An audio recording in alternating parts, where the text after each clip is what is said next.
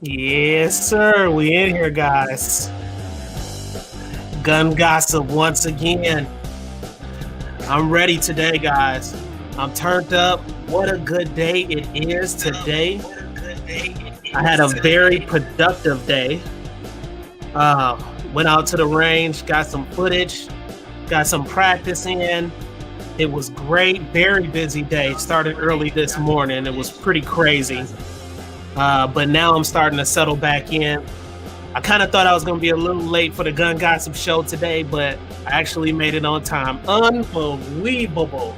Unbelievable. I made it, guys. All right. I see everybody out there in the chats. Y'all turning up already, man. My fam is out there, man. Shall I start calling names? Yes, why not? While the music is playing. Jason, we see you out there, bruh. Carol Lee, I did not batter and bruise your name. Carol Lee is in the house, guys. Tech Lover, we see you out there, brother, with the bags of money. Who else? Ron Wayne, of course. He's out there in the streets, guys. And who else we have out? Oh, we have Mike the Gun Alert guy. He'll be here in a few minutes. I'm going to drop that link. And, of course, Tennessee Goddess will be here too, guys. All right. We have a pretty interesting show today. Pretty interesting show. All right. I'm going to go ahead here and turn the music down just a little bit. Just a little bit. Until we start getting people in here.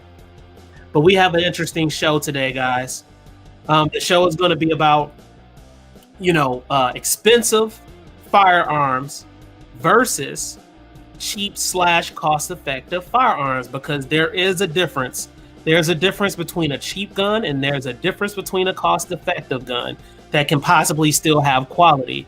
Let's talk about it. We're about to talk about these things today, guys. And of course, if you want to join the chat, just let me know.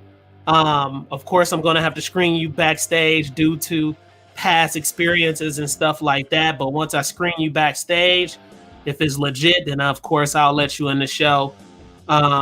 If not, then we'll catch you on another, point in time. But we have 14 out there, guys. We appreciate y'all coming through today. And just to think, today I wasn't going to have it because I was like, man, maybe I need to rest up.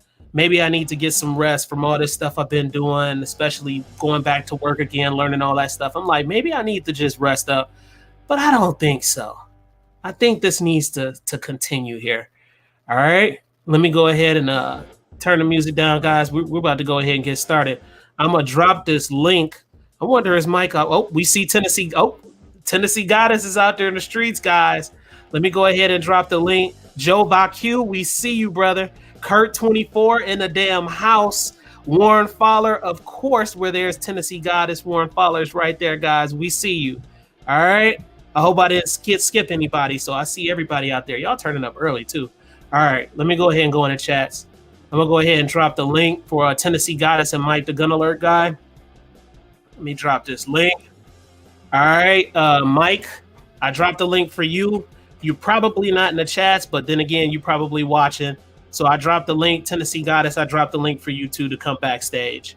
All right. And then we're going to talk about some things, guys. This should be a very, very interesting conversation. And then we're just going to chat it up because that's what the show is about. It's good to talk about things. It's good to learn about things. But sometimes you just got to decompress and relax because that's how I feel today. Shanna Ewing, we see you out there. Shanna, and we most definitely see you out there. All right. All right, guys. Guess who we have in the damn house? What's up, man? Well, not in the house, in the truck. We see you, man. They're expecting you on the show. When you don't come through, you fired every single time you don't come through. So, I'm racing. I'm just hoping I still got enough cell signal. We're down in the fork behind all the hills, so hopefully I stay connected. But you know what? It's good, though, because the clarity is awesome on that screen, man. Yeah. Like, I can see you very, very good. But guess what? You're not the only one. Bam! If they waiting for Mike, they waiting for Tennessee Goddess, too. All right. Let me go ahead real quick. Let me turn the music down, guys. This is throwing me off my square, man. All right. Turn it down a little bit. We got some juicy stuff to talk about, guys. Tennessee Goddess, how you feeling today? I'm doing okay. You doing? A little wrist pain. What happened? Just a lot of work. Okay. I thought that marsupial bit you in the wrist and blood was squirting everywhere. No. He's over there having his shrimp dinner tonight. Hey Mike, have you seen him? He cuter than the mud. I didn't. The gun gossip that she had him on. I haven't gone back and watched the whole thing yet, so I haven't seen it yet. Man, that little thing looked crazy. Them eyes big as I don't know what, too. Yeah, he was barking earlier. He was? Yeah. I've never heard him bark before. Oh, yeah. That's crazy. They bark like little dogs. What? Yeah. Interesting. Bark like a little dog. It's like a yip, yip, yip, yip. No. Very interesting. You think you can have two or more in there? Because I know you have one already. I've had 4. Okay. Yeah, I'm looking for some siblings for him. Okay. Yeah. All right. It looks like everybody's out there saying hello to everybody. I love to see that. Mike, what's going on with you, brother? Just running around doing some errands. Did you just get off work not too long ago? I just went and fixed a client problem down here in the middle of nowhere. Was it bad? No, I had to hit. I used my important tool. Oh yeah, E.T. finger. Yeah, I basically had to poke it, and then it came back on and started working again. That's what she said. That's what she said. That's what she said. If that's all it takes. I didn't know. Magic finger. Tennessee Goddess, and she said it was. That's all it takes. That's why we love this show, man. We cut the hell up. We don't care. Family friendly. We try, but the thing is, the kids are not smart enough to figure it out. We know. True. Yeah. That's true. Yeah.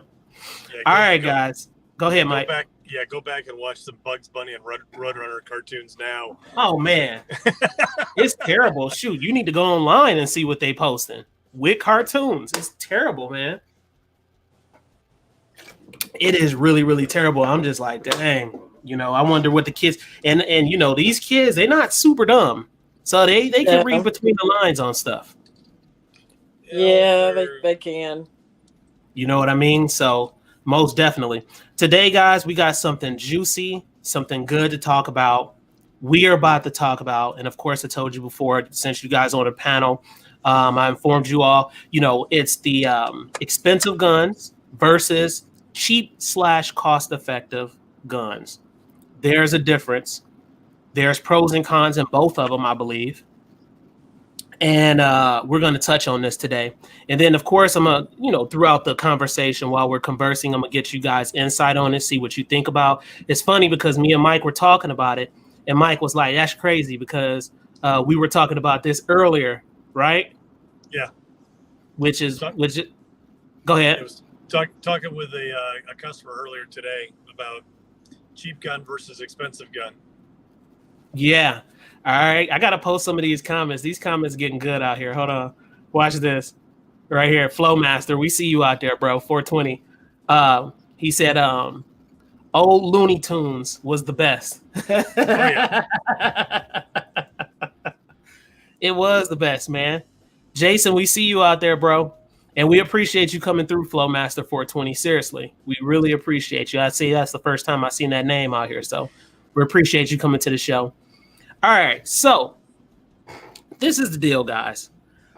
When I first got started and I was shopping for a gun, honestly, I didn't think about any of this stuff. I just went out, I purchased a firearm, and a matter of fact, it wasn't from an actual retail store. It was a private owned person, and I was just happy that I had my hands on something that I could protect myself with, right? I wasn't too well informed back then as I am now. But back then, I was just trying to get my hands on something and it looked good. I was like, okay. And, of course, we go off visual. A lot of us go off visual. and it was just, visually pleasing to me at that time. And I went ahead and I made the purchase. I got a great deal on it. From what I thought, a great deal on it at that time. And come to find out, the gun was a crappy gun. All right, it was the PT-111, and I'm pretty sure you guys are familiarized with that. The trigger has to be at least at 9 pounds, probably more. And it had a lot of take up with it. It just was not good. And I anticipated the shot every single time when I was shooting that gun, Tennessee Goddess. It was terrible. Yeah. And that really, when I started learning about triggers, the pressure and the pounds on the triggers and stuff like that, I said, oh man, I tried to hold on to the gun as long as I could. I was just going to keep it, for sentimental value, knowing that was like one of my first firearms that I purchased. But I said, no, I have to get rid of this. So I got rid of that. And of course, I started purchasing things based off information online, whether it be trigger, ergonomics, how it felt in the hand. And of course, I still like my guns to look good. I'm like you, Tennessee Goddess, and Mike like a little pizzazz in his guns too, and I do too. A little bling bling. Yeah, nothing wrong with that. I ain't gonna lie. I like the way they look, so it just is what it is when it comes to that. Now, only one of them, huh? Only one of them. No, you ain't telling them about that build, Mike. See, Mike got a new build coming, and he's slapping together something that's gonna be pretty serious. And that has a little color in it. It looks good too. But when we're talking about this, it's a couple of things, and you guys just go ahead and add on to what I'm saying, of course. But, when I look at this situation, I look at price. When you're trying to decide on whether you want to get an expensive gun or if you want to get a cheap gun or a cost-effective gun, whatever the case is, I think, category-wise, you're looking at price. Basically, what are you using the gun for? It's number 2. All right. I think that's very important. What are you using the gun for? And then number 3, what can you afford? Everybody can't afford an expensive gun. Okay. And, over a period of time, can a person afford an expensive gun? Probably so. But at the same time, it may be an urgent situation where you need that firearm right now. So you have to purchase something at a lower price point. All right. So let's go ahead and talk about it. What do you think about that, Tennessee Goddess? Well, I have new ladies that come in to shoot and don't own their own firearm, and they want to purchase one, but we need to find something that is within a reasonable budget. Yep. Set your budget. Then you need to find something that fits your hand. Right. Of course, like you said, how are we going to use this? Is this going to be home protection? Is it going to be personal protection on body, purse carry? What am I going to do with this? I know some people like to buy a cheap gun for on body carry because in case it's lost or stolen, they're not out that much money. Then keep the others a safe queen, just carry them out when they're dressed up or something. But yes, set a budget, find what fits your hand, and what you can shoot, what you can handle.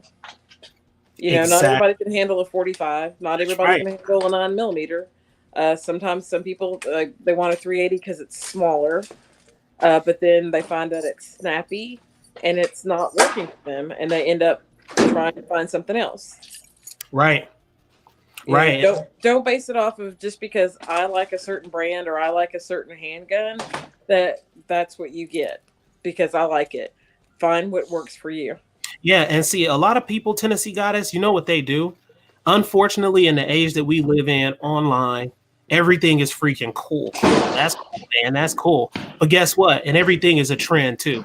So, once a person sees something, even if they can't afford it, they may go out and spend the money and then hurt in other areas. Can't pay bills, can't do this, can't do that because they're trying to keep up with the Joneses. I've never believed in that, Tennessee Goddess. Right. I don't care what the other man does. Hence the reason why my channel is named I'm Not From This Planet. I've never really cared about that kind of stuff. So for me, I pay attention to those things. But I do what's in my best interest. And I think everybody's best interests are either similar or they could be highly different. Mike, the gun alert guy, please elaborate for us on this topic real quick. One of the conversations I have with people is initially, do you have a budget? Yes. Great. Don't look at the price. We're going to find the right tool for you. Do you need it immediately right now? Then essentially we'll find something. But if you don't need it right now, we're going to find the right tool for the job.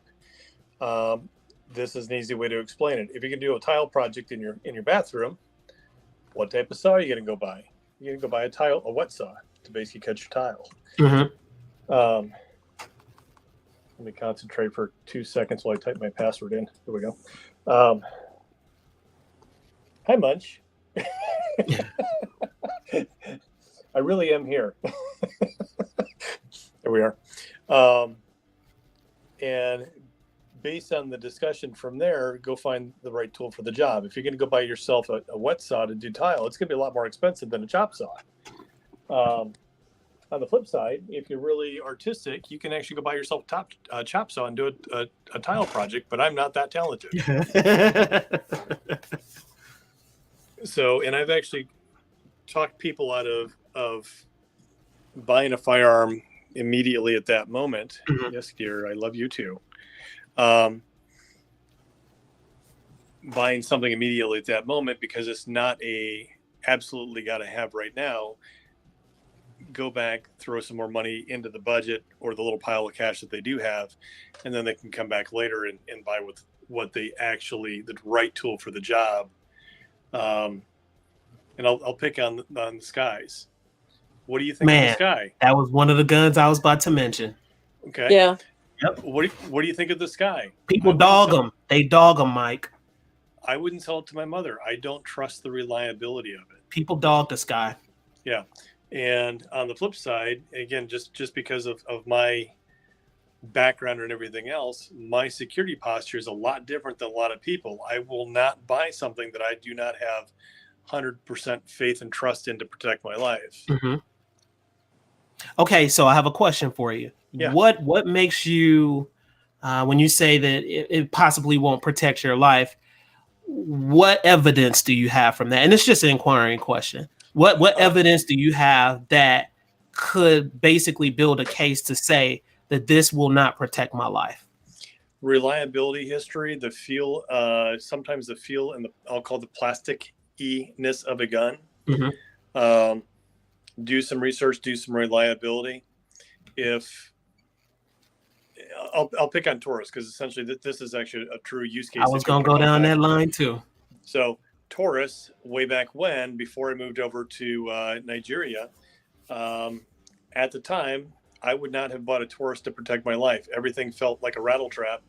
I didn't trust it. It didn't drive right. It was like driving a Yugo, to be honest with you. I wouldn't trust it. So if you can't put your faith and your trust in an instrument, why work with it? So while I was over there, I ended up, I had a Smith & Wesson, which I still have to this day. I'm not going to say anything else about how it got there and how it got back. But that's also where I got introduced to SIGs and my joy and love for SIGs from over there. Reliable, no real issues, no published issues. And this was post the when they redesigned the fire control unit after the initial design where it was having issues. I guess is probably the best way to say it. So does Glock fit in there? Yes, Glock actually does fit in that entire list. So, but a tool does not fit everyone. And Glock is a good gun. I've got no issue shooting Glocks. I'll shoot. Don't go there. Don't go there with Glock, Mike. They'll let you have it. I got some boys in the chat. It's a use case. They'll let you have it, bro. So a Glock does not fit my hand. I cannot hit the mag release button and drop that magazine without stopping, rotating my hand around and dropping the magazine. And again, my security posture is a lot different than even some people that are in this room that do not have a military background. in our house over in Nigeria, if somebody's coming at the house, it wasn't 2, 3, 4, 5 people. It was 40, 50. Mm-hmm. It's a Benghazi type situation. I don't have time to stop, rotate my hand around on a handgun, drop the magazine, put a new one in, and then rotate my hand back and get back in a ready position. Not going to happen. Need to be able to drop that magazine, have another magazine in there, and one chambered before that first magazine hits the ground. Understood. So let's revisit Sky, since you made a good point, because it was a couple of guns that I was going to mention on, I feel like, the cost effective and cheap end of things. All right. Mm-hmm. A couple of them, and you guys can throw in some other ones. You know, of course, you have the G2s, you have the G3s, you have the high points. Somebody's got an echo, have to turn down. That's me. You have the high points, okay? And the high points actually are at a great price point. $189. I've seen a lot at Academy. It'll get you on a gun real quick, and then you can most definitely defend yourself with it. And you can even slap somebody with it and knock their jaw off. So that's a whole different ball game. But you have guns like that, right? Bending ballistics, I'm gonna go back to what he dropped. I thought that was pretty interesting. He says Sky makes great firearms. All right. He says the feed ramp needs to be polished. That's basically what he said after you said what you had said. What do you think about that? And again, I'll go from logistics. So I'm an IT consultant by day, and let's see if I can get this right.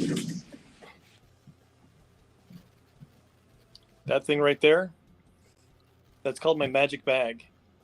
So this bag right here has over 3 million miles on it, and I still use it. So when I went out to the field, especially over there, and I took one of the guys, one of the local guys from one of my vendors out with me, and I had a piece of network equipment die. So I reached into my bag and I pulled it out and I went and plugged it in and got my client back up. And I got back and he's like, "How did you know you were going to need that?" I said, "Well, what else do you think we might need today?" "Well, do you have this?" Reached in my bag, pull it out. "What do you have this?" Reached in my bag, pull it out. There were 7 things that he said, "Well, do you have this?" And I reached in my bag and pulled out all 7 of these things. And again, they're, at least what I do, they're all Band-Aids, but essentially I can get things working with it. Feed ramp, that's great. Fix the feed ramp, no problem. But if I have to carry all of my tools with me, I can't deal with the feed ramp that I got to go polish. The tools and the availability to take care of that, especially, and again, my background is, and that's where I'm coming from, I don't have the ability to do that. So Sky would be out. Okay, so for opinionated views, Sky is out for you. Tennessee Goddess, is Sky out for you? Because that's one of the guns I was going to talk about today. I've owned 2 Skies. I've sold both of them. Actually had one in my hand yesterday, the newest model, the DVG. Really impressed with that one. The grip feels a lot different. I've had the CPX1, I've had the CPX2. The CPX1 always seemed to injure my finger, my thumb. So I didn't really like that. Sold that. Then the next one was the CPX2. It just seemed like it was a little too snappy for me. So I did end up selling that one. But I used them as things for when people were taking their conceal and carry and didn't have a gun. It was something that I used to rent. Also, the one that I held on to yesterday, it was pretty nice. It's got a great trigger on it. It's a flat trigger. Which one did you have on here on this plethora of guns? Guys, if you've never seen a Sky, because I know a lot of people that come to the channel, they're new gun owners and things of that nature. So I like to at least pull things on the screen so you can really see what's going on. And these are some of the Sky models. Was it any of them that you had that was up here? I can't see the models off. It was I had the CPX1 and a CPX2. Yeah, here goes the CPX2 right here. Yeah. That's it. So one of the things with Sky that people were so crazy about is their warranty. Explain that. The warranty, originally they had a warranty that was a lifetime warranty. If it was lost or stolen, they would replace it. Okay. Then the ATF got involved in it and stated You can't do that because there were false police reports that somebody lost the same gun like 8 times and got 8 free guns. Mm-hmm. So they put a stop to that. They do have excellent customer service. They will send you parts if you need parts. If you don't like your base color there, like this one's pink, you can purchase for like $35 a different color, Mm-hmm. a different grip. Um, but that's just my experience with them. But the newest one that they have is the DVG, Mm-hmm. and that has a flat trigger. If you can pull that one up, it was on Uh, the page. okay. Let's see. Let's go back. And Bending Ballistics he said something here. He said, I never had a Sky come back to the shop for reliability issues. Interesting. Very interesting. He said, after I polished the feed ramps, I am a master armor. Yes, Interesting. and I've heard that about several other guns that need to have the feed ramp polished. Wow. But I think with Sky, what they did with the DVG, they heard everybody's concerns as far as the feed ramp goes, the grip, the safety, a lot of different things, and the trigger. Because it is a double stack, it is a 10-round compact type gun, and they listened. Mm-hmm. But that DVG is a game changer for them. All right, let me pull that gun up. What was it again? It is a Sky. It's called D as in David, V as in Victor, G as in girl. DVG? And it's a DVG 1. Yep, it was the first thing that pulled up. Interesting. Hey, Ivan, can you let me in again? I'm going to drop off on my phone. Yeah, I seen you pop in on the other one. I wasn't sure on that one. Yeah. All right, let me go ahead and close that one out. All right, and add you to the stream. There you go, my friend. Can you hear me? Yeah, I can hear you real good, too. It's really good sound, too. Okay, let me get my phone down. All right, is this the one Tennessee Goddess? Yes, and it's red dot ready also. Okay. That's a beautiful looking gun. How does that fare in the market, though? They made them, and then they took them off the market and made some tweaks to it, and then put it right back out there. Ooh, that's I like that. And Jason said, he asked you a question here. He said, how accurate are the Skies? I've never handled one. I never had an accuracy problem with it. Mm-hmm. I was actually pretty on the money with it. And the people that I sold them to, they loved it and said they're like right there on the money too. But as you can see that picture there, the trigger is a flat trigger. I see that. They even have the pinky extension on it. It's optic ready. Yeah, that's pretty dope. And what would something like this run you? I believe it was around the 300, 350. Okay, It might even be closer to 400 now. So basically, with the red dot on it, it is closer to 400. Got it. So basically, like, this is in competition, looks like, in the price range of the G2s, G3s, Mike, and Tennessee Goddess. Yep. Don't forget about the G4. Yep, and the G4. Absolutely. Yeah. Absolutely. Interesting. So, okay.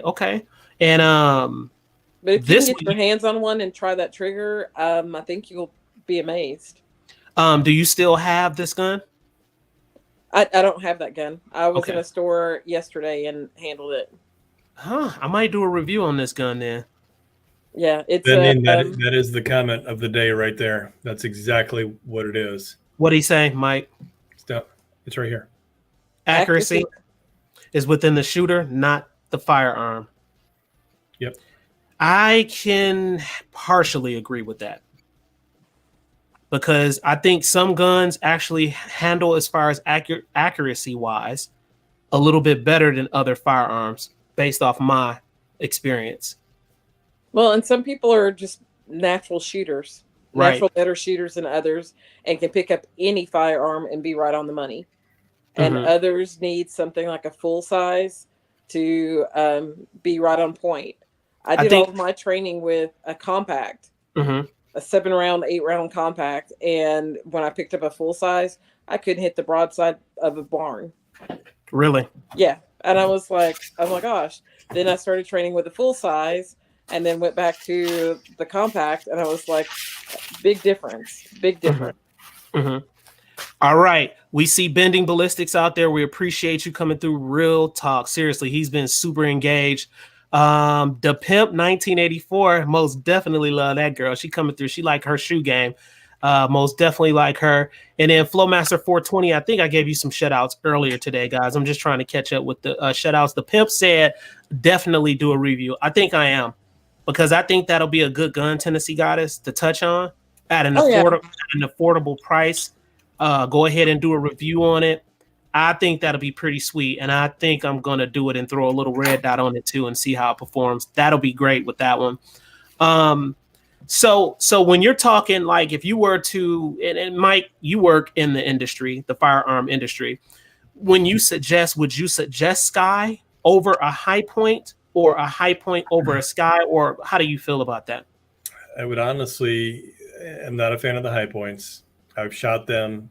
They're very reliable. They do shoot straight. They're oddly more reliable than what I would expect them to be for the price point, but they work. I honestly would probably buy, well, I guess I would probably, personally, I'd probably buy a High Point over a Sky, only because I can use the thing as brass knuckles after the fact. Mm-hmm. You can build a house with it. I agree with that statement, Bending Ballistics. We can most definitely meet halfway on this one with what you just said. So yeah, I agree. I think it's a lot of different factors that make that point, most definitely. But it based off the form factor of certain firearms, they're built just not well, and the accuracy can be most definitely an issue in some of the firearms. But I agree with you on that. That was great, man. That was really, really good, actually. All right, guys. So expensive guns. We have expensive guns. I'm not going to even go through the line of a bunch of different guns, but we have an American-made product, which is Staccato. They make great guns. Awesome, beautiful, beautiful guns. Me and Mike just touched on the Prodigy. That motherfucker right there is a beast. Right? Mike, talk about it, bro. Tennessee Goddess, talk about it, girl. For real. That thing's sexy, man. Beautiful gun, heavy duty, feels very well in the hand. $1,500 gun though. Walked out the door about 30 minutes after you left yesterday. Oh, I know it did. And when I held that gun, Mike looked at me like, yeah. That's what this is about. I even needed to go to the bathroom to clean his shorts up. Man, and we got a gun alert video coming out too, guys. With us displaying that gun before it was sold. Amazing looking gun. And of course, you have other firearms too. When it comes to rifles, certain brands, they're just great. You have Palmetto State Armory, which some people like to shit on them, but then you have a lot of people saying, hey man, they picked up their quality control, and these guys have great uppers, great lowers, more solid builds and stuff like that now, and they've become a whole lot more innovative at the same time. And they have really, really cool serial numbers. Can you see that? As Palmetto? Yep. Yeah. Can you see the serial number down at the bottom? Yeah. It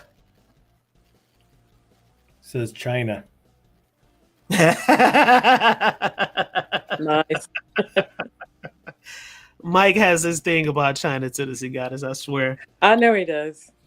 I'm kind of with you. Hey, Bending Ballistic said the best firearm for someone is to get is the one you can afford. Big facts. And get proper training how to use the firearm. You hit it on the nose, bro. And I mentioned that in the beginning of this whole show, is that, like I said, the three things: price, what are you using the firearm for, and what can you afford?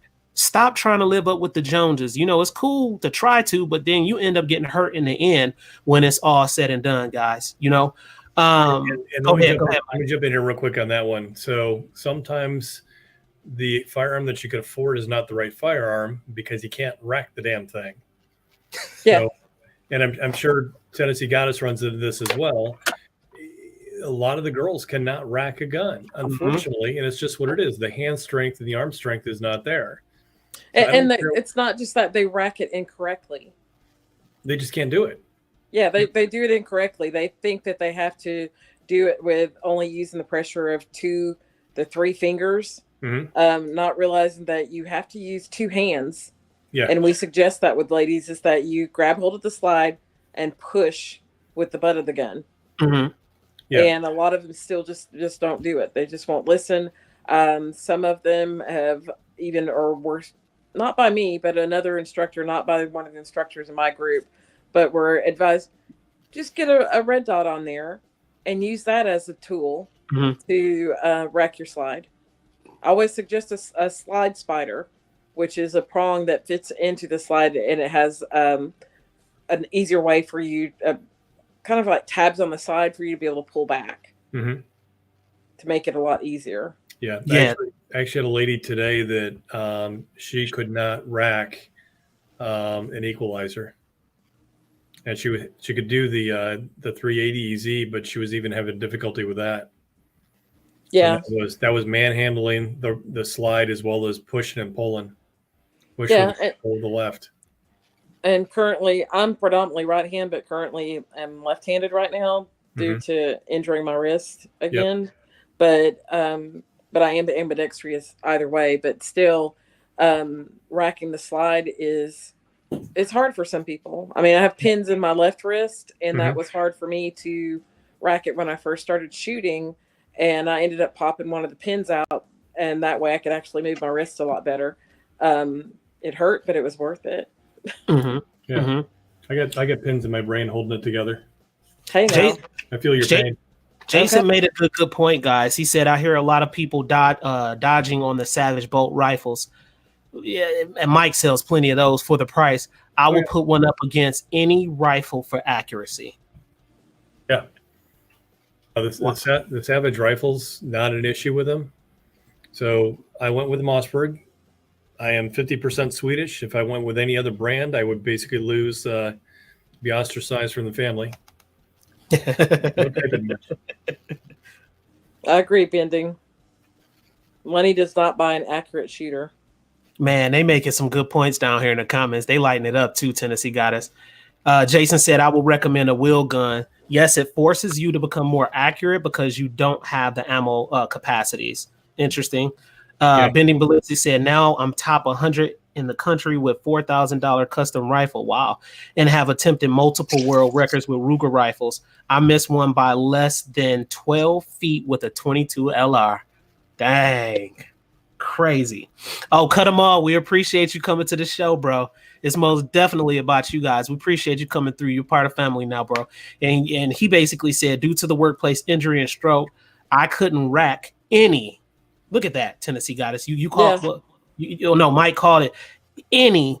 Couldn't rack any of my pistols. I have red dots now and use my palm. Now, Mike, to fix that situation, they do have firearms that are easy to rack. Would you please elaborate, please? So you've got basically four different models out there that I'm aware of. You have those 4 or 5, if you want to call it that.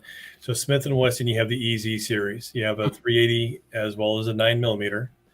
Both of those have 2 magazines in the box, 8 round single stack capacity. 9mm EZ, my opinion, I've not seen official word on this, is going the way of the Dodo, being replaced by the Equalizer. The Equalizer is a double stack using the Shield Plus magazines. The technology on top is still the same.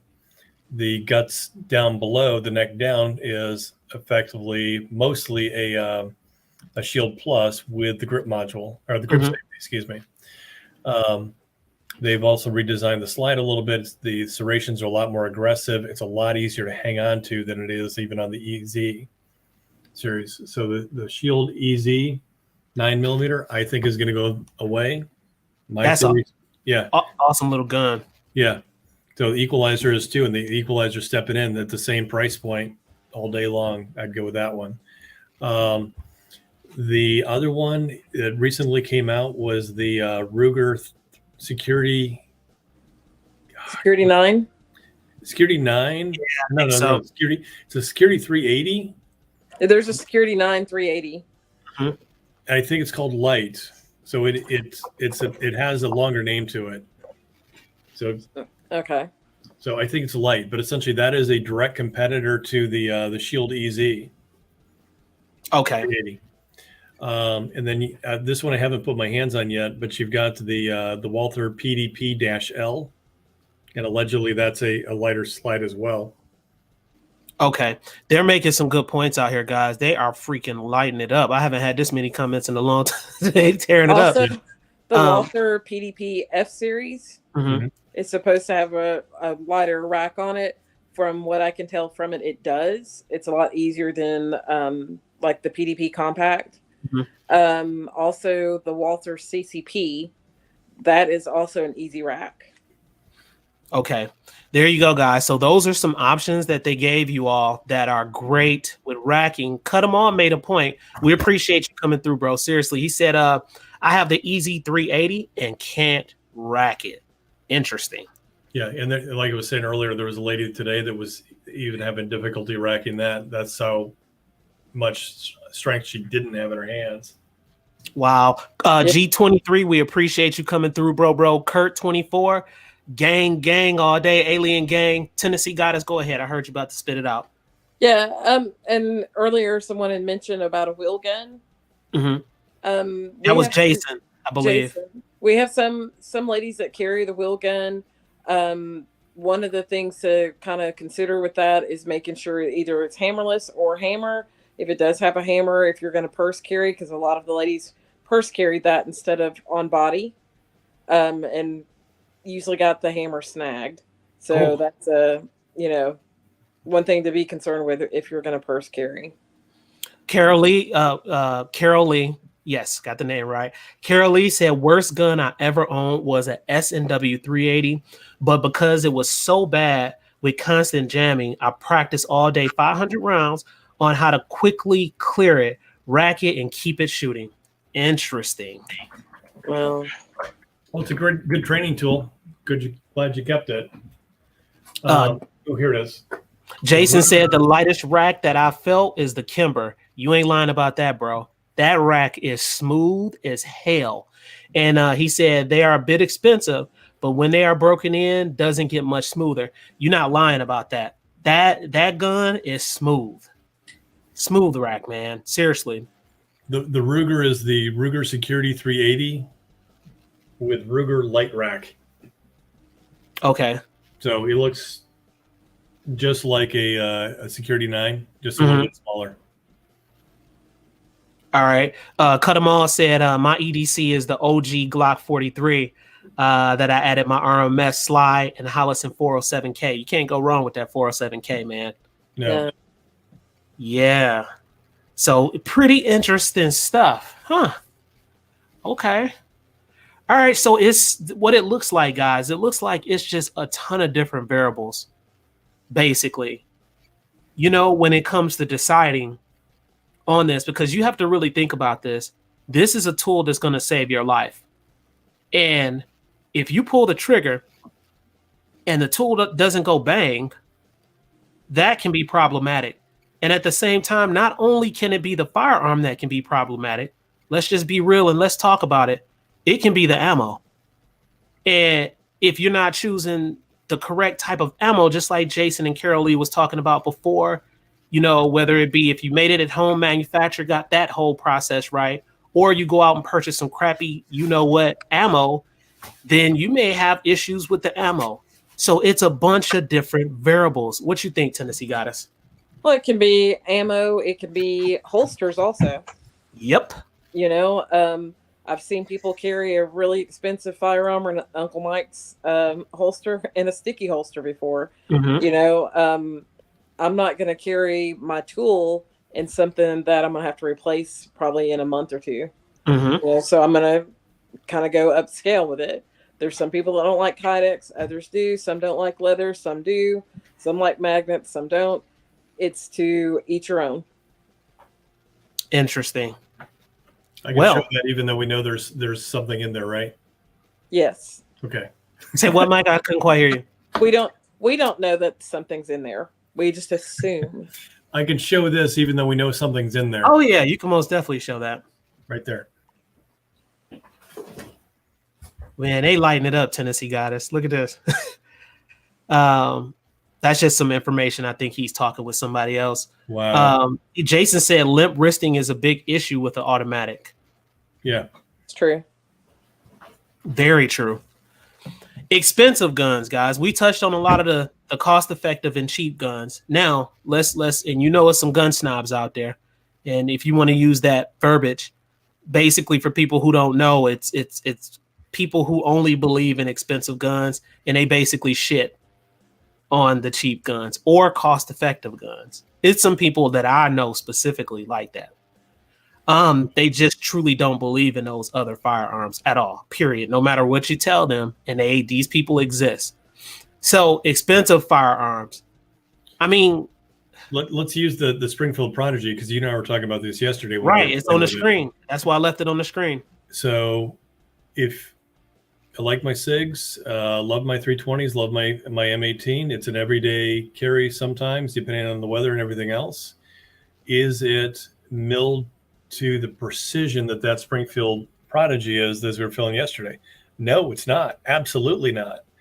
That Springfield Prodigy, smooth as butter. It looks, and it's machined very properly. Man, it's got the attention to detail beautiful to it that you're not necessarily going to get from an everyday mass-produced firearm. Even though we all know that the Prodigy is mass-produced, it's not as mass-produced as, let's just say, a Ruger Security 9 or a Smith & Wesson M&P. Mm-hmm. Very true. I agree. The craftsmanship is just beautiful on this gun. And this is a gun most definitely that you know that you can hold on to for a very long time and probably pass it down generation-wise too. Yeah. That's how solid this firearm is. You have to add into the equation, I think it was Tennessee Goddess that mentioned manufacturer's warranties, right? Right. Yes. I think that means a world of a lot of a difference too with these brands.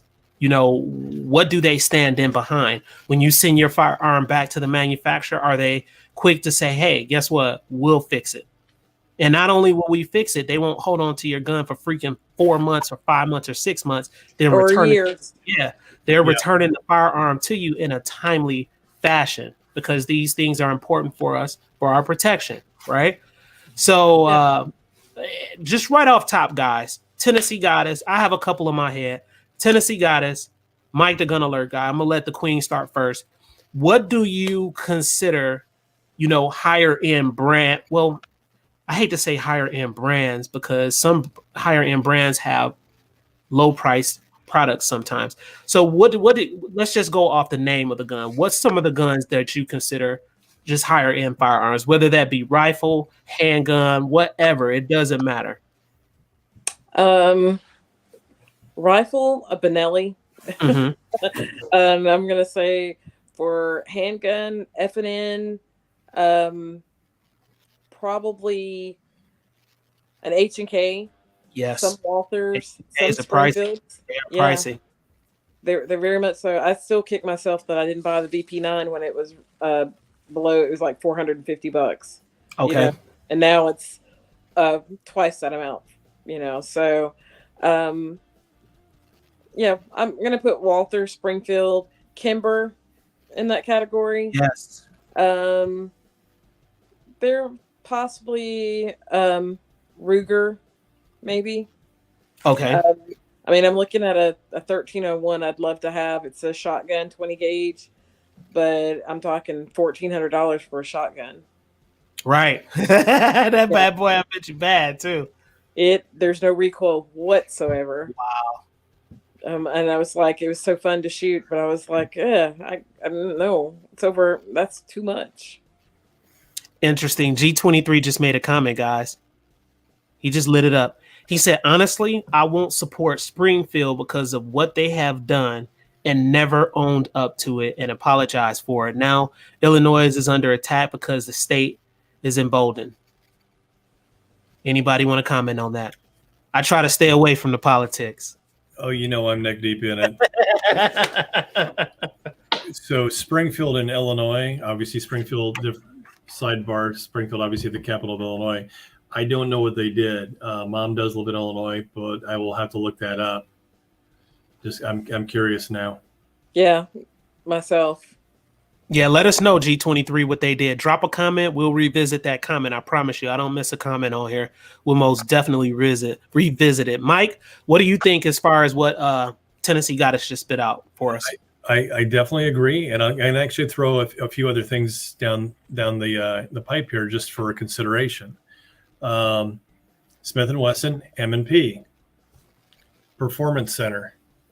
So even though it's the same gun, it does have hand touches to it at the end to do the final precisioning, if you want to use that word, before it gets put in the box. Compared to, let's say a standard M&P, rolls out the assembly line, they do their quick test, and off it goes. I do like FNs. They are very. I love SFNs. Nathan put me on those. Oh yeah, love them, man.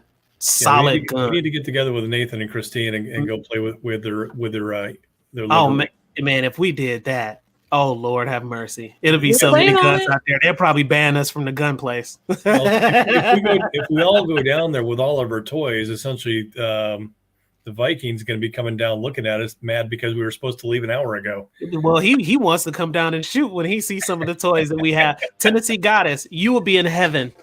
I promise you. Okay. You really would. And we're going to schedule this where we can get everybody together. We're waiting until it gets a little bit warmer. But that's pretty much happening now. We're getting our rain and stuff like that here in Tennessee now. But eventually it's about to get, and I don't want it too hot. Because I remember going out there shooting while it was extremely hot, and that was atrocious.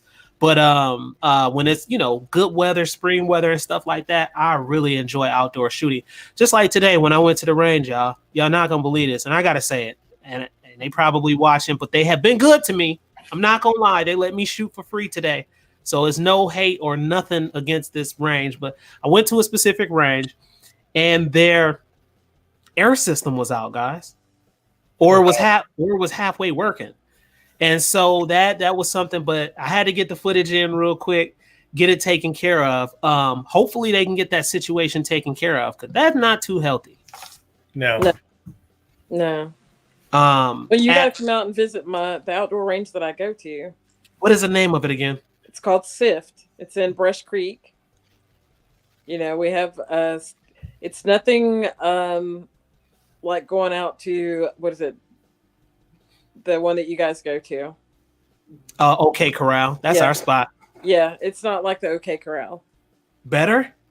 I think so. Oh, Mike, did you hear this? The only range that I've been to, honestly, Ivan, that's worse than I like going to OK Corral was the one we went to in Lagos. Dang. Yeah. No, this is NRA certified range. It has steel target bay, has an IDPA bay, then it has pistol bay, and then there's a rifle range also. Okay. Very clean. So G23 revisit Tennessee got us. There it is right there for you. Yeah, I'm reading it right now. That's what he has to say about it. Let me read this real quick. Amends the Illinois Public Aid Code provisions concerning child. That it? The Senate Bill 1657. Yeah, that's what he said. Illinois Senate Bill 1657, child care provider payments. You looking it up, Mike? Yeah, I don't. Double check that bill number. Hey, Jason. Yeah. It's gonna be major. If y'all come out there, then they gonna shut us down. It'll be too many guns. He's gonna kick us out because he wants to go home. Huh? He's gonna want to kick us out because he wants to go home. Right. Let's see. G23. Here it is, right here. He said something else, which is supposedly initially supported. The email is urging people to take action by contacting state representatives and urging them to oppose SB 1657. This was 6 years ago. Got it. So SB 1657 right now for the current is actually about childcare. Yeah. Like I said, I would love to visit that with you, G23, but I steer away from politics. Two things I steer away from, and I don't mind talking about them on the sideline, and sometimes just a little bit, but two things is religion and politics. The reason why I'm like that is because I have far left people that join us and I have far right people that join us. And to be honest with you, I'm pretty much in the middle, a little bit leaning right, just to be honest with you now these days. But I love both ends of the spectrum. I grew up in a highly liberal community. And so that's just a part of who I am. But as I've grown and met new people and new ideals and things like that, things have changed for me mentally. So, but I respect both ends of the spectrum. And that's kind of why I really just don't talk about it. And when it comes to religion, you really don't want me to get on religion because I could really go down the rabbit hole when it comes to that. Yeah, everybody has their own interpretation of what they consider certain things. And what I truly believe is that we're manifestors and that we are so powerful as beings is what you believe can actually manifest. That's one of the powers that we have. So if you believe certain things, it can show up. And that's just what I believe. But that's a whole nother ballgame. And I'm not going to even go in there when it comes to that either. What were you saying, Mike? I just take my liberal friends to the gun range, and then they typically come buy a gun after that and start to wake up instead of being woke. Man, Mike, stop. I'm about to mute you and ban you. Hey, the Shaggy Rifleman just touched on what you were talking about, Mike. Yeah. You got the Pelican V700. All right. So guess what? Based off, we were talking about that day, Mike. He went ahead and did it.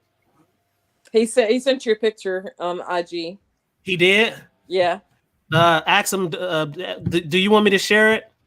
And I'll go ahead and share it. Let me pull it up on IG real quick. Go ahead, guys. You can finish talking. Yeah. Shaggy, can he go ahead and share it, the picture? Yeah, Shaggy. Ooh, that mug pretty too. Dang. He went ahead. He did it. Bring it up on the bring it up on your web browser. I'm gonna just show it through my phone if he wants me to show it. I'm waiting for him to comment if he wants me to show it. Yeah, he said feel free. Yeah, Okay. If you would, Ivan, bring it up on the browser because essentially I see it. It's about that big. Yeah, I'm not, but the way it's set up here is very problematic the way I have it set up. Christine said price range also goes with what the use of the gun.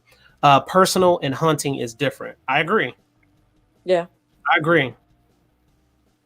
Absolutely. Yeah, just thinking out loud, the hunting rig, the hog hunting rig was probably about $1,300 when it was all said and done. That's everything. G23 said this, Mike. He said, I'm a constitutionalist. I'm not left or right. I feel you, bro. Yeah. G23, I am a constitutional conservative. Let's see. Jason said they are pretty much banning everything. Semi-automatic in our state down to park kits. That's terrible, bro. It's just terrible how they doing this, man. That's just crazy, man. Well, it's also they just put a stay on the credit card thing. Mm-hmm. If you're using a credit card to purchase a firearm, they were actually tagging that from the vendor or the sales and putting some kind of code on there so that when it hit to your credit card company, they knew that you purchased a firearm. Right. And they put a stay on that currently because they said it infringes upon our rights. Secondly, if it's priced out in a bulk, they have no idea what you're buying from that particular store. So, that's up for debate currently, I guess, because there's going to be going backwards real quick. The there it is. Oh, that's pretty. Yeah, that mug's super pretty. Look at that, y'all. Send it to me, Shaggy. I want to see too. Crazy. Hold on. Let me go. I want to go up, get it in clear. You see it? He got that. He cut that thing nice too. Good job. Yeah, Shaggy, my V700 is right down there. It's hard to cut those sometimes. I've seen some terrible cut jobs before. I have. Yeah, watch YouTube and get yourself a electric carving knife. So to take a step backwards real quick, the Springfield Armory controversy was Senate Bill 1657 in 2017. Initially, Springfield supported and then pulled their support for proposed Illinois Gun Dealer Licensing Act. The bill would have required arms dealers in the state to obtain state level licensure. So in addition to their FFL, they would have had a state level license also. Interesting. Yeah, but unfortunately, Illinois, having been there, lived 20 years of my life there, thank God I escaped, it has a Department of Redundancy department. Man, they are out here lighting up the chats, guys. They got some really good points. Flowmaster said the whole left or right crap is just a distraction, making America weaker by the day. No one in the government gives a damn about the citizens other than our tax dollars. I gotta agree with you, bro. I think it's all distraction, and it's other settled distractions also that's going on. Ivan, you and I have had the discussion of me learning about the world sitting over in West Africa. If anybody ever wants to have that discussion with me, it's a better one sat down, because essentially it's going to go down and really piss some people off. If you don't take it the correct way from my perspective of how I perceived it when I was there and learned, it will piss some people off. But essentially, if you listen to the whole story and my views on the world, it's definitely interesting. All of this stuff is interesting, but guess what? We're caught up in the matrix. Mm-hmm. I don't think none of us have figured out how to get out the matrix yet. I'm watching the matrix right here. We just got to play the part, and it's just playing the part. And we have the beautiful thing about all of this, we can make so many different decisions, which in turn has a different end result. It just has an end result, and through that process, you learn. You learn through that whole process. Bending he said something here. Every firearm manufacturer has a supported anti-guns bill and anti-guns politicians. These companies know fear sells firearms, and what's a better way to sell is to help the fear with money. Interesting. What you think about that, Tennessee Goddess? My money's my money. I ain't helping nobody. I'll help myself. No, I do donate to certain people and certain charities, but I'm like, I don't know. Yeah, one thing. I mean, fear sells a lot of stuff. It does. I mean look back at 2020 when the pandemic first started. Yep. You could not get into a gun store. It was like a waiting room, trying to get in there, and people were just buying whatever they could get. Facts. When you look at the situation with where everybody ran out because they were fearful, because our dumb person that sits at the high rank right now, he wanted everybody to get the and you know what I'm talking about. I don't want it to get so and then it was so much fear created in behind that, and you had that little doctor dude that's no longer a part of any of the situations and stuff like that, Mr. Fauci or whatever his name is. You had that situation happen and go on, and it's like, he's pushing the agenda, and it's just terrible, man, because it was pumping so much fear in our community, especially for people who don't know crap about viruses and don't know nothing about bacteria or anything like that. They automatically get scared because they don't have the knowledge. People were scared. I just happened to go to Academy. I was off half that day, and I went into Academy and didn't have a clue what's going on. Mm-hmm. And people are in there like mad, trying to buy all kinds of ammo, anything they could get, all the camping gear, all the toilet paper. And this one people were like, "Do you guys have hatchets? Or in like some kind of knife type thing that I can use?" And they're like, well, just in case the guns and ammo, but they may not work on the zombies because the, virus is supposed to turn you into a zombie. And I was like, what? I'm like, this is the first I've heard about turning into a zombie. So now you're going to fight zombies? Okay. There's offline discussion, but there's some other things that just, I already know, Mike. I already know where you're about to go with it, and people think it's a game, and it's not a game. Did you know we joke about this kind of stuff? Mike knows. We joke about this stuff. We joke about this zombie stuff. But did you know that there's a parasite that basically performs like a zombie that can get at insects and take take control mentally. I forget what it's called. I was just watching a documentary on it. And it It's takes oddly enough, control of the host. Yeah, it's the zombie something. Yeah, man. So here's my fun joke, but this is kind of sort of true. I identify as a conspiracy theorist. My pronouns are told you so. There you go. That's the best winner in the end, Mike. Yeah. That's the best winner in the end because they laugh at people like us.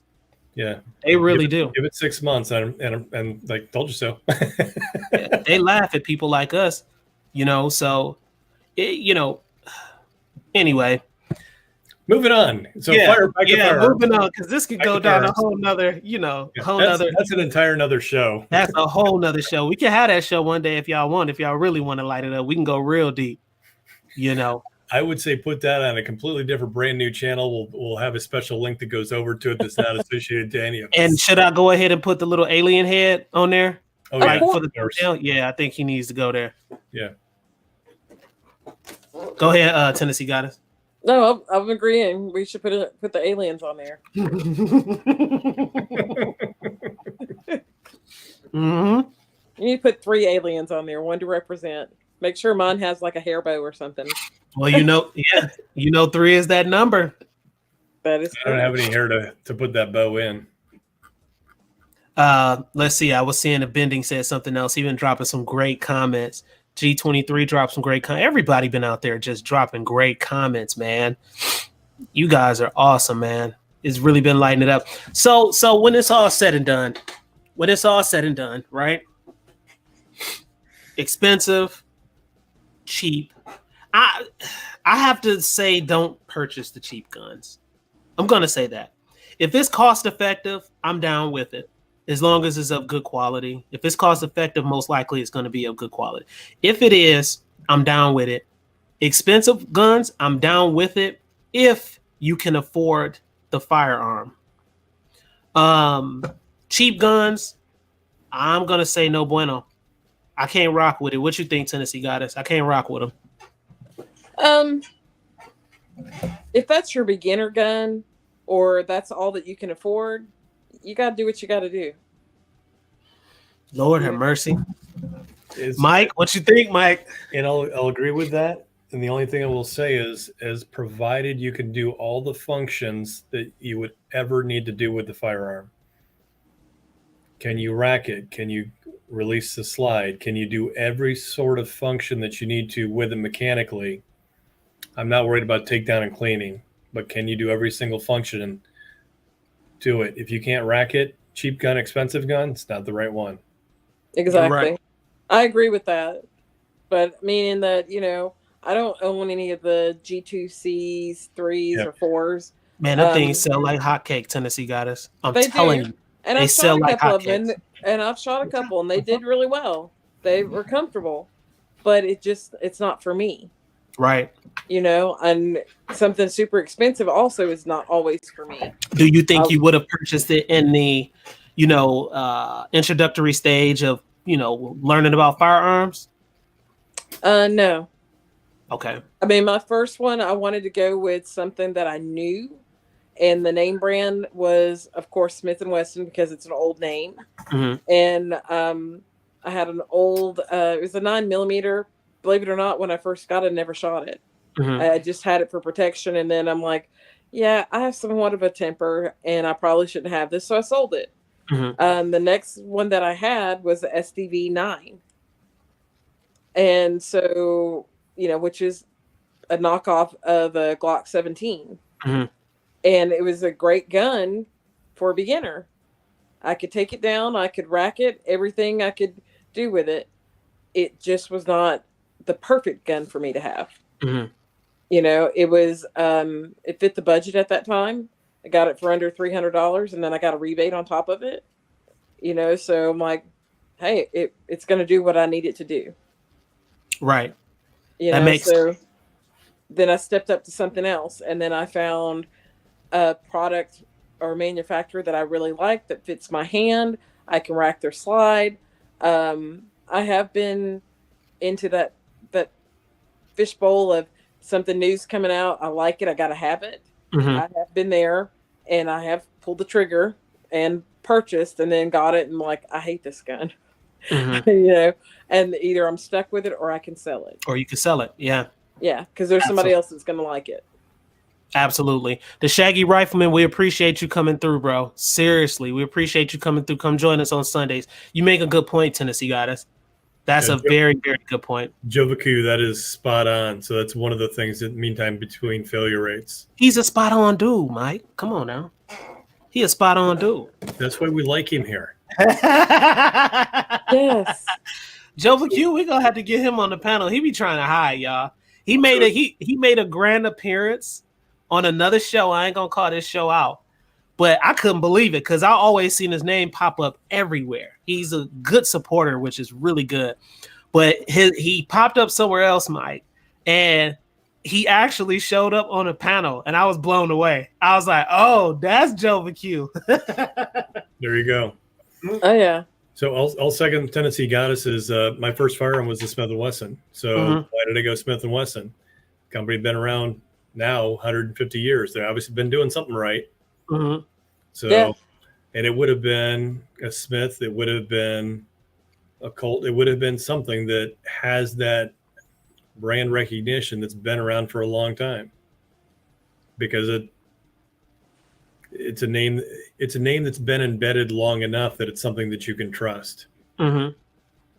Stop playing, Joe McHugh. Right. Look what he posted. We had none of those today. The police didn't show up, but Dusty Rhodes came in today. Oh. But you know, that's one of the things with our ladies group. We have ladies that come in and they all have different kinds of firearms, and they may be looking at something else. They can try one of ours. Yeah. You know, try it. Try it before you buy it. That's one of the things with Walther. You can buy it. If you don't like it in 30 days, send it back. That Walther, Tennessee Goddess, that Walther, the ergonomics are freaking beautiful. Yes. It feels so freaking good in the hand. And when I dropped this review, guys, you know, Tennessee Goddess was courteous enough to be able to let me get the gun, try it out. With guys, when I dropped this video, it just felt really, really good in the hands. Now it did have some cons, and we'll talk about that on the sideline, Tennessee Goddess. They only had cons for you. But it had more pros. I can most definitely say it was more pros than cons. But they know most definitely how to manufacture a gun. Yeah. And make the gun feel like it's a part of you. They know how to do that. I could tell you that that. grip right. For Walther, the grip Man. for me is the biggest selling That thing item. is. I mean, from their P22 to the PPQ, whether it's a Q5 or it is a Q4, perfect. To me, when they made the PDP, they changed that grip, and it's not as special as it used to be. Mm-hmm. And I have a feeling that maybe they might go back to it. I don't know. That's my suggestion, but they didn't ask me. But I did give them my 2 cents worth since I have some friends that work there. All right, Armed Rebellion, we appreciate you coming through, bro. Seriously.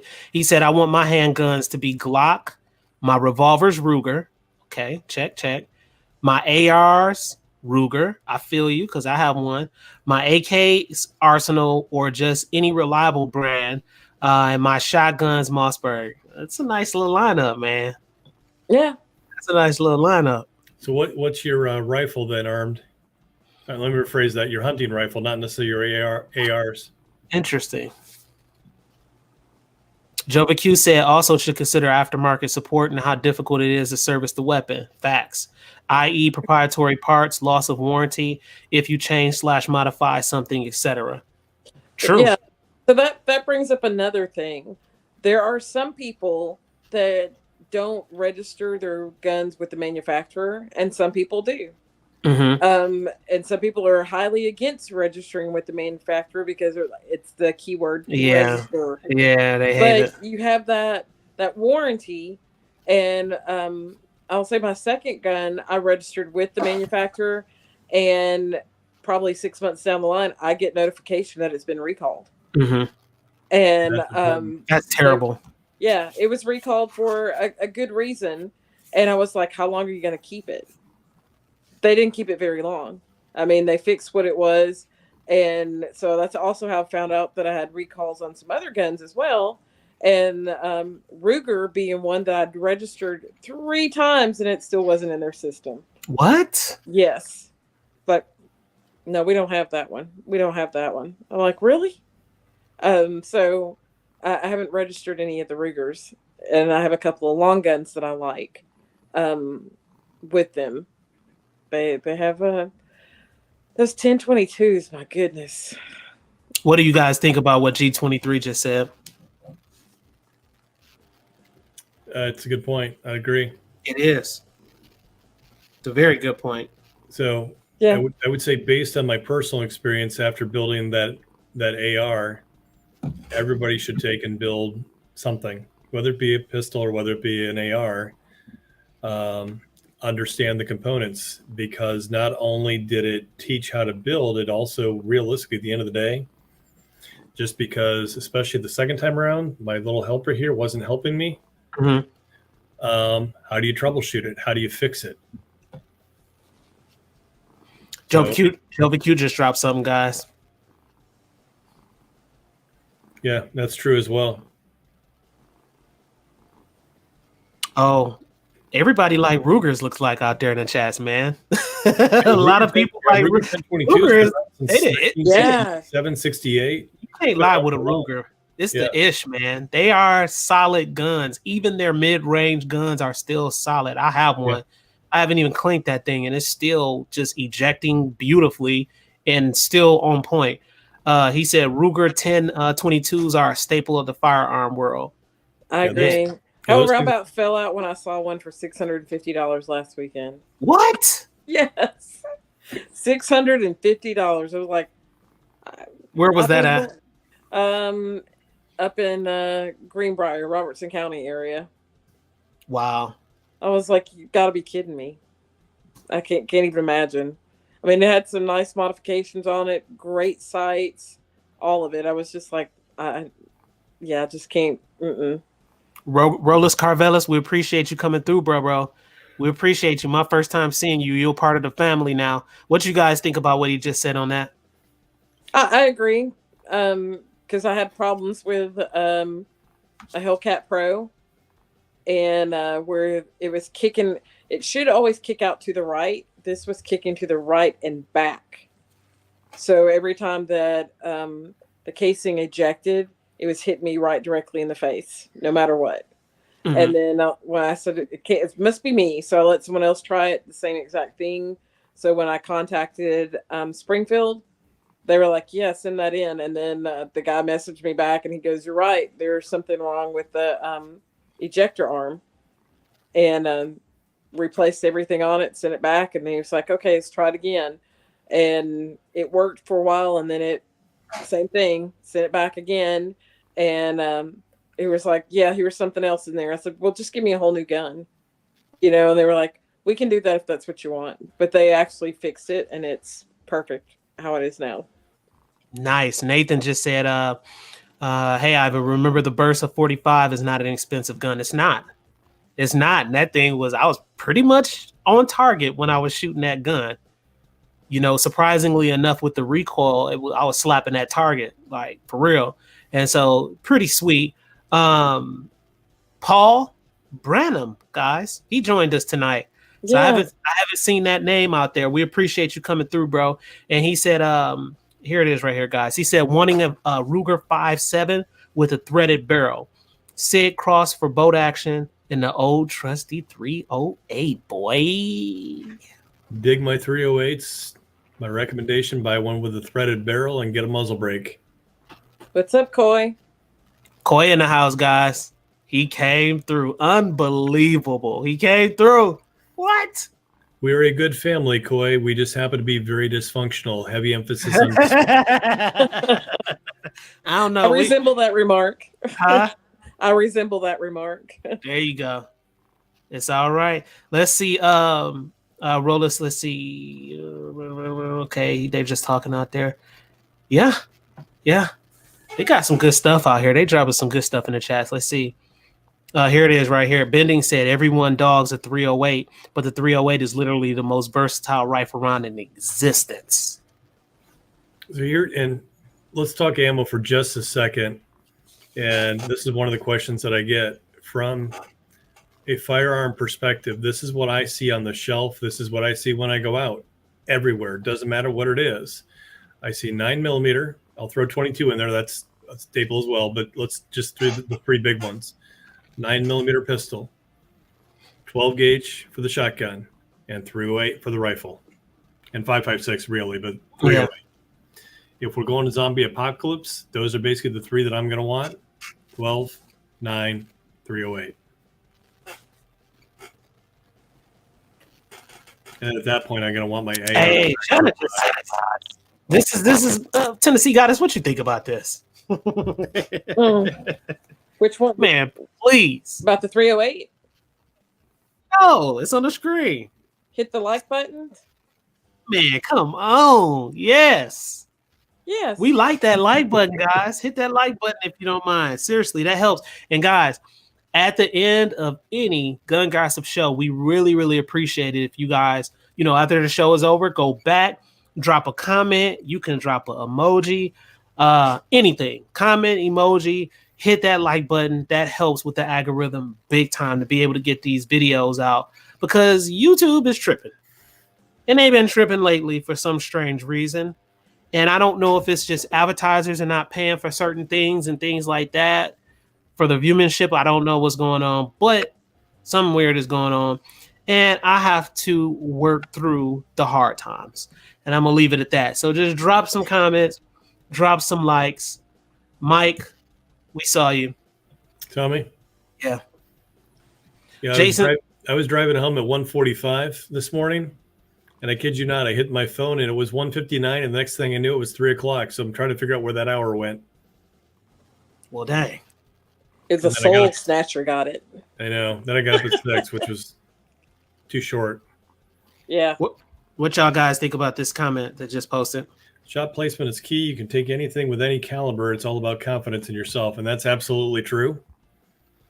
Sorry to the Easter Bunny that won't be visiting after the big shot last week. Jimmy didn't think I could do it, and he said shoot, and pretty much the Easter Bunny was gone. So sorry, guys. Damn it, Jimmy. 308 and Easter Bunny doesn't mix very well. We can't disappoint the kids right now, guys. Yeah, well, we try to keep this gun family friendly. Okay, family friendly show. The Easter Bunny's gonna be there, guys.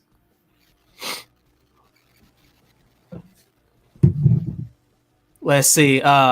Wait a minute. Somebody they dropping a bunch of stuff I'm missing because I just had to drop. So let's see. He said, I deal with here it is. I deal with zombies long range, 6.5, 284, 1,000 yards, boy. There you go. You better deal with them long range, because if it don't work out when you fire a couple of shots, they gonna keep coming. And I'm not running. Joe Q says, Jason up on the way. Huh? Picking Carol Lee and Jason up on the way to Jimmy's place. There you go. Joe Q says shot placement and distance. Let's see. Joe Q said you also have to consider terminal ballistics. Yeah, there's a whole math and science that's in there. I'm not into it yet, but yeah, there's science into that. It is. So, Joe Q, I'm pretty sure you're familiarized with dope, my friend, because those calculations are very interesting. And when I say dope, guys, I'm talking about the acronym dope, not like real dope. I'm selling dope. I have to let me go ahead and make sure I say what I'm saying correctly. So it's D.O.P.E. Okay. All right. If you don't know what it is, look it up. Let's see. See, I think we should do this weekend that we're going for the all-you-can-eat catfish, and then go to the range. What's up, Mike? You down? Hey, I'm down. I'm always down, man. Paul said, with the right projectile, solid copper. Wait, with the right projectile, solid copper, cup and core, etc. Yep. Joe Q said, I got nickels and dimes. Bending Ballistic said there he is. He knows what's up. Bending knows what's up. Joe Data you need on to stand in better corners and get better greenbacks, not the coins. There it is right there. He said Stellock Pro will take care of a lot of your dope questions. Yep, I learned a lot about dope when I went out to the where were we at, Mike? That was Dead Zero. Yeah, when I went out to Dead Zero, I learned a whole lot about dope. So one day we'll expound and touch on that. I think that's gonna go over the head of some people, not all people, but some people like the beginners and stuff. They may not be feeling that one too much, but I think it's important. Yeah, if we do it, we need to do it the same way that he did it for us. Right. Because it hit square in the head, not over the head. Right. All right, guys. So it looks like we had a freaking great show today. I would love to stay on with you all. Seriously, I would seriously love to stay on. But unfortunately, I have to get to this job. Again, one day I will be able to join you guys all the time and I will never need to leave. But that day hasn't come yet. One day it will. Other than that, we're going to go ahead and get some closing statements here. We got to start with the Queen, of course. And Tennessee Goddess, go ahead and start closing this up here, my friend. I'm going to say, as always, keep your eyes and ears on, know your surroundings. No, you ain't getting away with that tonight. Nope. Give us something different. What can I say? Have a good week. Drink lots of coffee. All right. Mike, the Gun Alert guy, what you got to say, bro? In the infinite wisdom of Bob Birdsell. Long story behind that, I won't get into. No damn body know who some Bob Birdsell is. Well, you know, it's somebody it's long ago in my name, in my past. So in the infinite wisdom of Bob Birdsell, and to quote, save your money and buy good booze.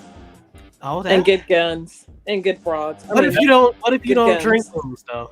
What if you like me and you're a water guy? Guns. Then you drink Evian.